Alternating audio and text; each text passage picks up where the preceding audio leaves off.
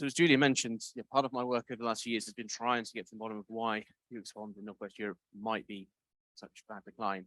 And one of the nice things about being on the second day here is that this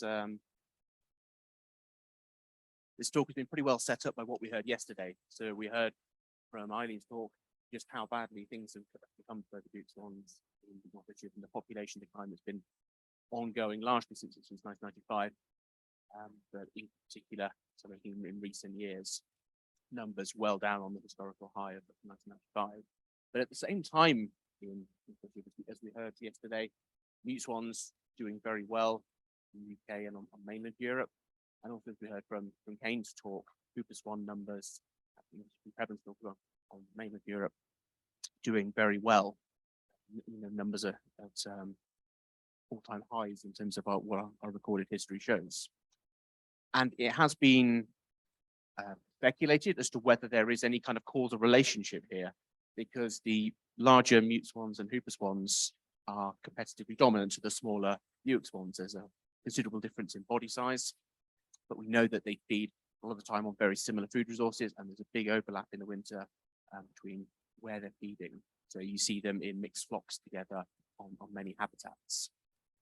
And we in particular were interested in the ooze washes, which we heard about yesterday from Kane, which is one of the major feeding sites for all three species in the UK. So it's there in eastern England, as you can see. And as we mentioned yesterday, it's a very wide open landscape. That wasn't the case historically. So go back 500 years and it was a wetland, a swamp. But it was drained and turned into very prime agricultural land. And now it's also become, because of the sheer wealth of crops that are grown there, it's become a really important feeding site for all three swan species. And we've shown in some previous work that all three swan species, where they're feeding in these fields, they show quite a clear seasonal pattern. So in early winter, they're feeding on the post-harvest remains of crops such as potatoes, sugar beets, and also corn. And then mid to late winter, they increasingly shift onto actively growing crops, so winter wheat and brassicas being the main ones. So all three of these species feeding in mixed flocks, sharing these food resources.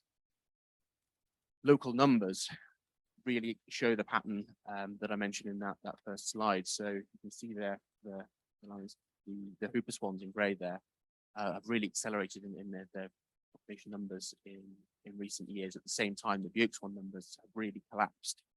Mute swans numerically are less important in this system. You can see that dashed line down at the bottom there, but they are certainly present too in some numbers. And what we were interested in is whether there was competition going on. By that, we're talking about potential for interference competition, so particularly through aggression, displacing Buick swans within these mixed feeding assemblages, but also obviously depletion competition as well. So, every potato or sugar beet, there's a lot that's eaten by a hooper swan or a mute swan, and it's not available then to a Buick swan. And as I mentioned, the size differential means that any competition is be asymmetrical. So Buick swans will suffer at the expense of these other two species.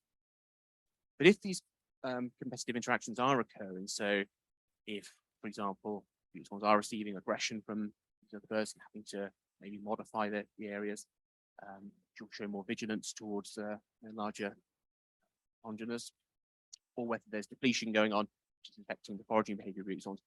We felt we ought to be able to detect these changes in behavior, or certainly changes in the overall energy use, energy gain and expenditure of Buick swans. So that's what we set about to do in this work, to try and see, are the behavior and energetics of the Buick swans feeding in these fields affected when they're in the same field with these flocks of mutant hooper swans, or do they not show any?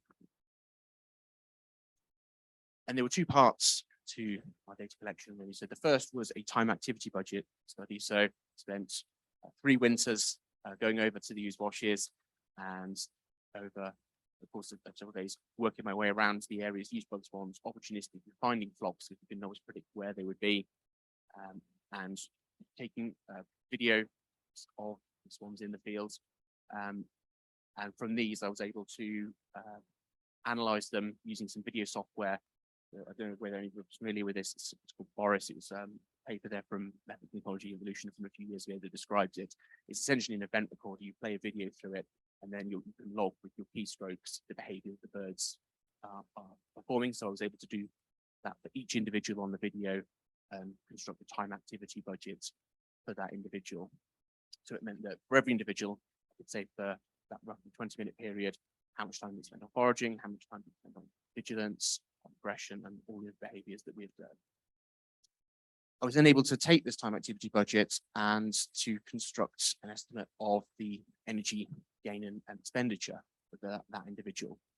Because we know from the literature a lot about the basal metabolic rates of swans, how much energy it costs them to live, and through the work of people like Bart Nolet, we have estimates of the amount of energy that it costs, particularly adult Buick swans, to engage in different types of behavior.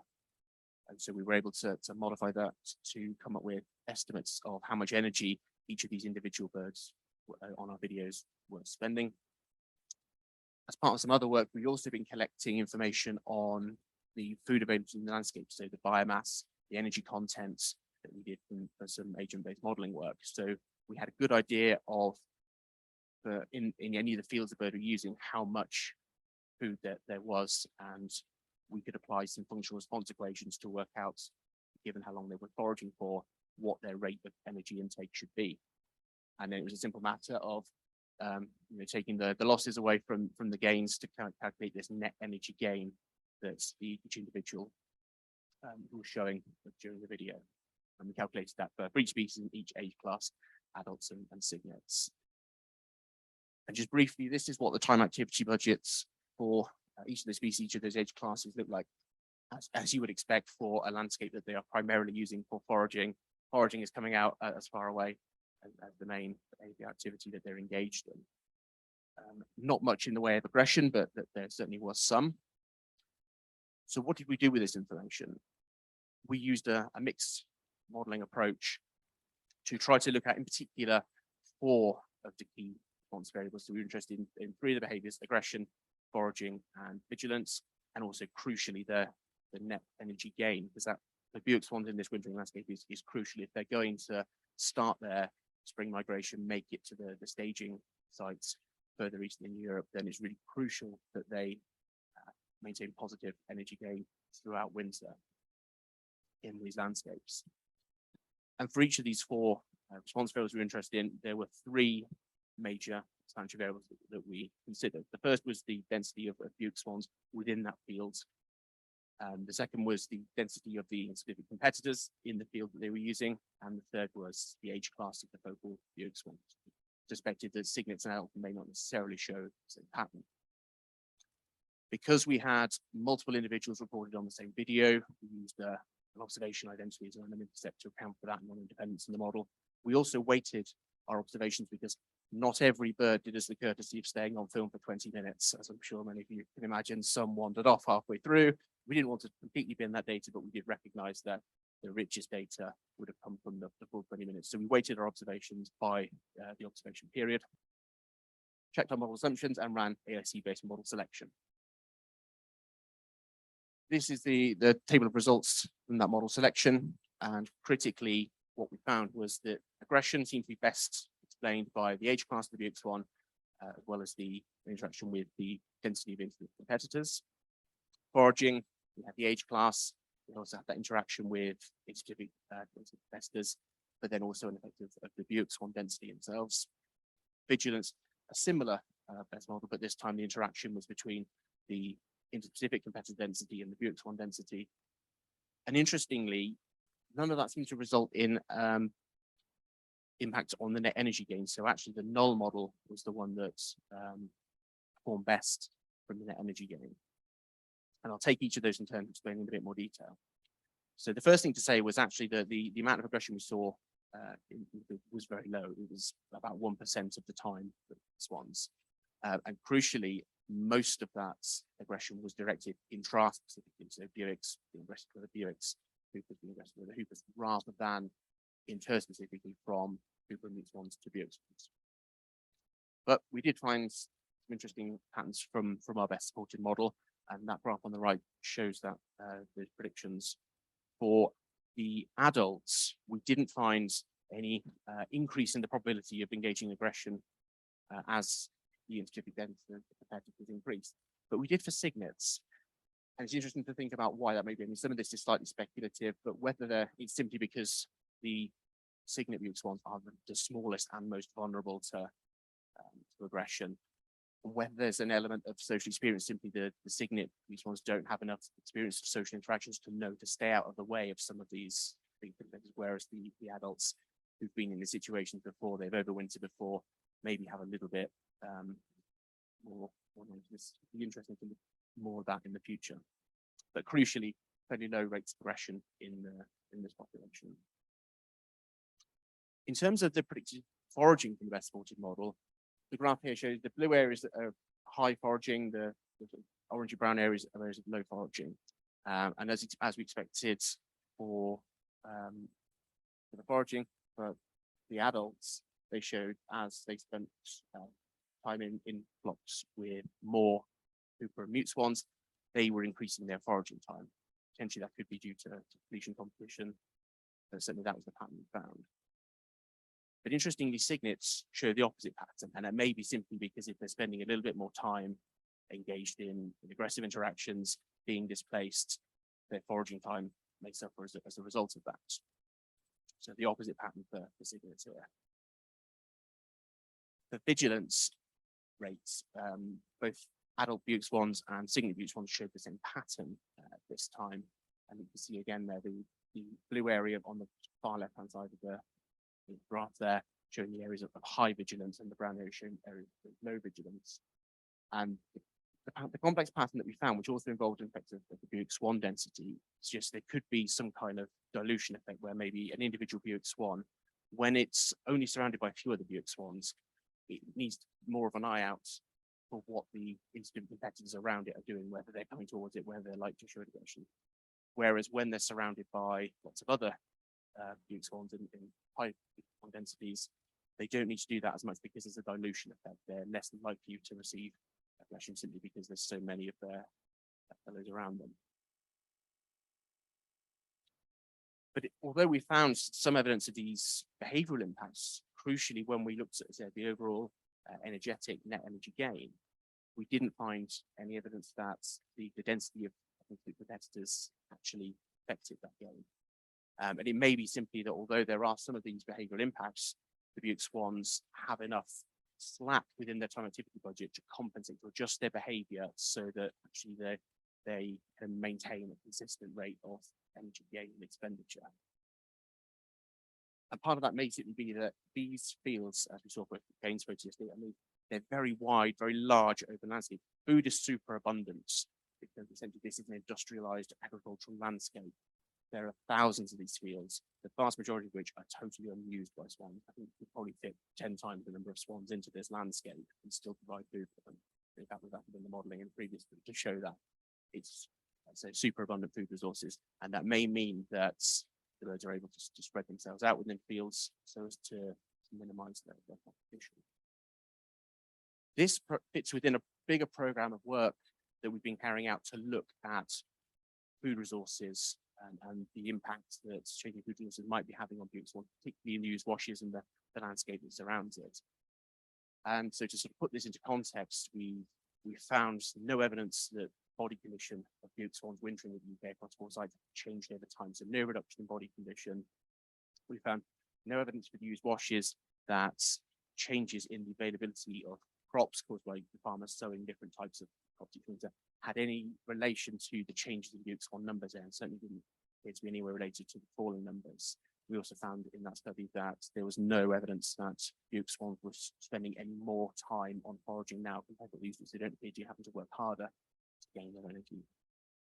We also found that butte swans and these other species seem to be able to maintain a positive energy balance right throughout winter. So we haven't got the issue that we have in some farmland birds where there's a hungry gap, particularly seed-eating farmland birds, where their food supply ends up being depleted by the middle of winter, and then they suffer with starvation because the birds can move from these post-harvest remains, potatoes and sugar beets, onto the actively growing crops, winter wheat, because they've got food throughout the winter. The system doesn't appear to show much sensitivity when we've used agent-based modeling to look at, okay, well, what if you took out all of the sugar beet from the landscape? What if you took out all of the wheat? The sensitivity was fairly low. The birds seem to remarkable when I say, because there's so much food in the landscape, it is such a real sort of larder of food for them. It means that there's a little sensitivity and that they can increase their foraging effort in the need to, because the values that are currently there, sort of 40 to 50%, are certainly pretty average for swans. You've certainly seen plenty of studies where they can spend more time foraging than that. And then finally, this study, which again looks at specifically competition with Hooper swans, and found no adverse effect on the energy gain, although some behavioural impact. Overall, this suggests to us that the food resources on these washes are adequate, and it's not the reason why Buick swans are departing in such large numbers. I think that's borne out with the fact that Hooper swans are doing so well there, mute swans are doing so well there. But of course, this is only one bit of part of the wintering range that we've been working on, and it'd be really interesting to try and repeat this work, or to see others do this kind of work at some of the other areas on the wintering ground, not least because, as we know from Eileen was saying yesterday, and from by Rashid Newton and colleagues, is that there is this strong eastward shift where the population is wintering, this short stopping. So the population is moving further east, and the UK is becoming much less important as a wintering area. But also, it'd be great to look for competition at stopover sites, and also in the breeding areas as well. With climate change, the breeding range of Hooper swans and mute swans, which historically was much further south than the Buick swans, they're moving north. And obviously the Buick swans, they've got nowhere to go. They're already breeding at the edge of the world. So there's the potential for competition there. And certainly the stopover sites, we know that particularly for some of these aquatic habitats that they're feeding in, they're spatially restricted. The food supply is much less. They haven't got the option like they have in these wintering fields of spreading themselves out over very large areas of food. So there's the potential certainly to think that there might be some competition in these areas, and it'd be great to investigate that further. But that's for another day, and I will just thank very much everyone who was involved in the data collection for this, access to study sites and funding, and mention that this work is published open access. So if you're interested, please do have a look at that or come and talk to me now. Thank you very much.